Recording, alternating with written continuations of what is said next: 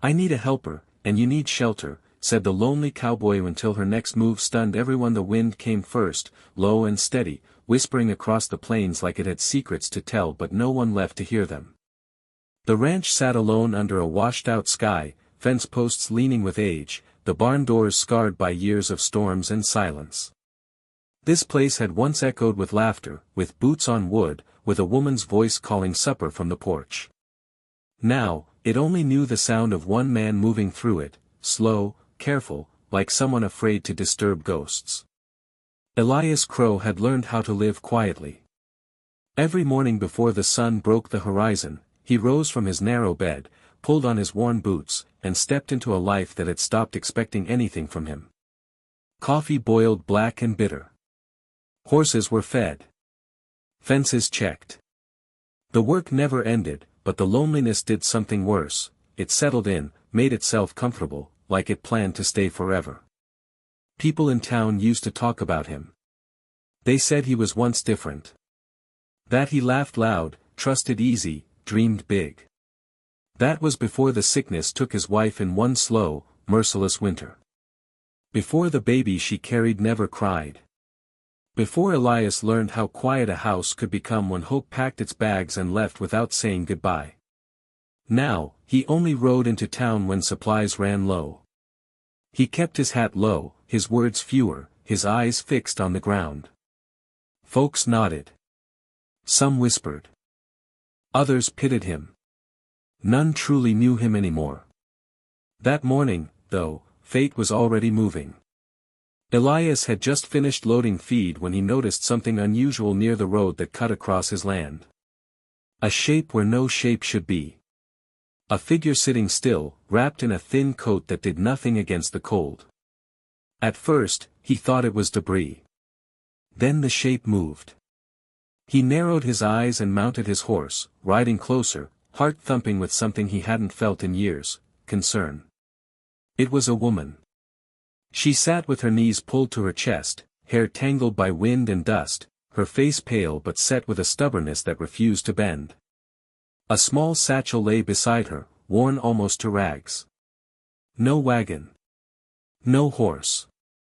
No footprints leading away, only toward. She looked up when she heard him approach, and for a brief moment, something flickered in her eyes. Fear. Then resolve. Elias stopped a few feet away, not reaching for his rifle, not speaking right away. He knew better than to startle someone already on edge. "You lost?" he asked finally, his voice rough from disuse. She studied him like a cornered animal would, careful, measuring, ready to run if needed. "No," she said. "I was left." That answer hit harder than he expected. Left. He dismounted, keeping his movements slow. "You're on private land." "I know," she replied. "I wasn't planning to stay." Silence stretched between them, filled only by the wind and the distant creak of the barn. "You won't make it far without help," Elias said. Her jaw tightened. "I'm not asking for charity." Something in her tone, pride, maybe, made him pause. He'd heard desperation before. This wasn't it. This was survival sharpened into steel. "I'm not offering charity," he said after a moment. "I need a helper." Her eyes flicked up, surprised. "And you," he added, nodding toward her thin coat and trembling hands, "need shelter." The words hung there, heavier than he intended. She laughed once, short and humorless. "You don't even know my name." "Doesn't change the truth." She hesitated. A long hesitation. Long enough for Elias to think she'd refuse. "My name is Clara," she said finally. "Elias." They stood there, two broken paths crossing in the middle of nowhere. He pointed toward the ranch. "There's food. A warm place to sleep. Honest work. No questions asked." Clara studied the land behind him, the barn, the house, weathered, lonely, but standing. Still standing. "And if I say no?" she asked. "Then I'll give you supplies and directions," he said. That's all. She looked at him again, really looked this time. Not just at the hat and the beard and the hard lines carved by years of loss, but at the eyes. Tired, yes. Lonely. But kind. I'll work, she said. That was how it began. The first days were quiet. Clara rose early, worked hard, spoke little. She cleaned, cooked, mended fences, learned the rhythm of the ranch as if she'd always belonged to it. Elias showed her what needed doing and left her space. He didn't pry. Didn't ask where she came from or what she'd lost. He understood too well how some stories weren't ready to be told. At night, they ate in silence at opposite ends of the table. The house, once hollow, began to breathe again. And then, things started to change. Clara fixed what Elias had stopped noticing. She repaired a broken hinge he'd ignored for years. Planted a small garden by the porch. Hummed softly while she worked, an old melody that made something twist painfully in his chest. One evening, as the sun bled gold across the fields, Elias watched her from the barn door. For the first time in years, the ranch didn't feel like a graveyard. It felt alive. He didn't see it coming. Didn't see the way Clara watched the road every evening. Didn't notice how she flinched at distant hoofbeats. Didn't realize she was preparing for something far bigger than survival. Because Clara wasn't just running from the cold. She was hiding from a past that hadn't finished with her yet.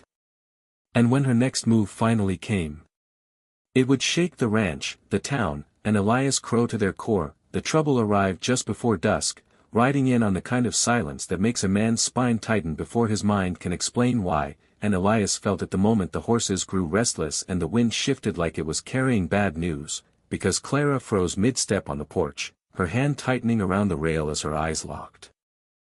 On the distant road, the same road she had watched every evening but never like this, never with that flash of fear mixed with resolve, and when the dust cloud finally rose on the horizon Elias counted 3 riders, not travelers, not neighbors, but men who rode with purpose and cruelty stitched into their posture, and Clara whispered a name under her breath that Elias didn't hear but felt, because she turned to him then and said, "I need you to trust me," and before he could answer she stepped down from the porch and walked toward the riders like she was done running, like she had decided something that scared her more than death, and Elias followed, hand near his holster, heart pounding as the men pulled their horses hard to a stop, their leader smirking as his eyes landed on Clara, calling her by a name she hadn't shared, accusing her of theft, of betrayal, of disappearing with something that didn't belong to her. And that's when Elias finally understood that Clara wasn't just a woman in need of shelter, she was a woman who had escaped something vicious, something powerful,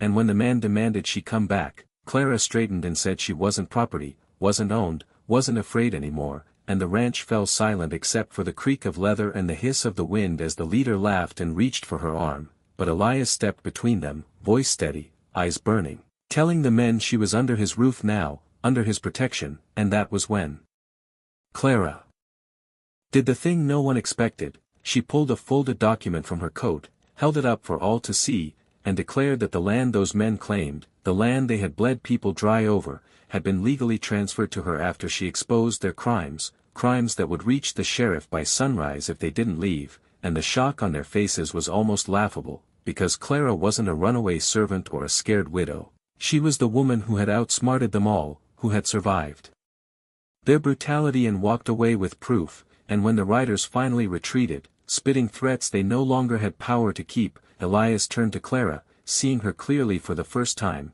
not as someone broken but as someone forged, and she finally told him the truth that night, about the abuse, the control, the escape, and how she had planned to keep running until she met a lonely cowboy who offered work instead of pity, shelter instead of ownership, and Elias listened, realizing that sometimes the ones who save us don't arrive as heroes but as strangers on dusty roads, and from that night on the ranch changed forever, because Clara stayed not as a helper but as a partner, rebuilding the land, the town's trust, and slowly, carefully, Elias's heart, until months later when the townsfolk gathered for a celebration they never thought they'd see at Crow Ranch, and Elias stood beside Clara, no longer alone, knowing that two wounded souls had chosen each other not out of need, but out of strength. And if this story moved you, inspired you, or reminded you that even the loneliest roads can lead to unexpected hope, make sure you subscribe to the channel, because more powerful frontier stories like this are coming,